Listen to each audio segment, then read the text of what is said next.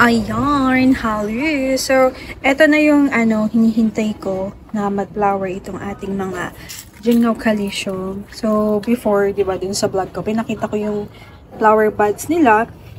And, today, actually, na to mga 3 days or 4 days na.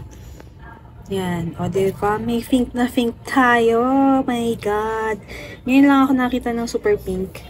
Not super pink lang na Gymno. So, ito yung pinaka-pink na nakita ko sa mga flowers ng Gymnos.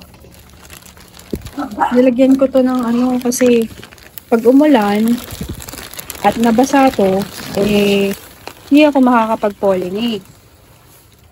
Ayan, o. Diba? O, diba? Kita niyo yung difference nila. Ayan, tuwang-tuwa tayo. Tapos ito rin, malaki. Sabi ko sa inyo, 'di ba? Yung mga Gymnocalcium na hindi variegated, sila yung malalaki ang flowers na napapansin ko po. Ayan. Hirap kasing kunin. Ayan. So ito yung isa din to sa hinihintay ko sa Gymno hybrid to. Magandang i-pollinate yan ito pa. Laki ng flower. Nababasa to kaya pangit na yung kanyang pagkabuka. And then another one. Bongga. Tapos dito naman, nakikita nyo naman, no? Isimba na natin ito. Oops. So, nag-flower yung ating Gymnocalcium. Gymnocalcium Astro na super kaputo. Yung pinolinate ko dito natanggal. Anyway, wag nating sukuan ang ating star shape. Ayan. So, nag-flower again. And then, natanggal na to. Yung ating pinolinate na star shape na super kabuto din is buong sweet naman silang dalawa. Ingay ni Happy.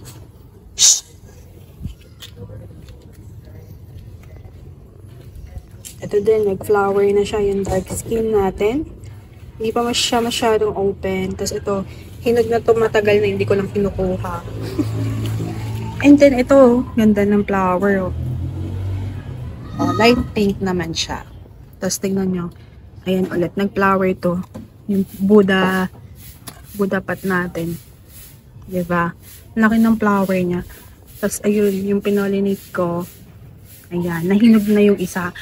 So, ito yung bago kong pinolinate last week yata. Ayan. So, ang ganda ng bulaklak nila. Tingnan nyo to.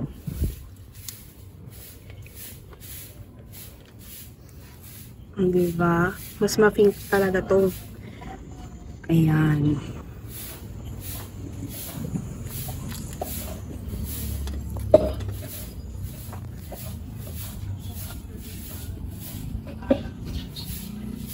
Yung ibang ang pinolinate dito is natanggal yung pinolinate ko kasi nabasa din sila ng ulan.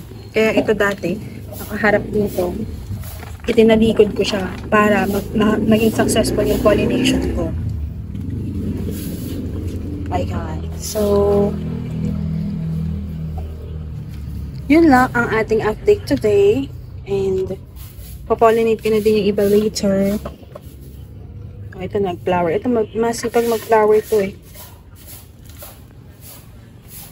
Ayan.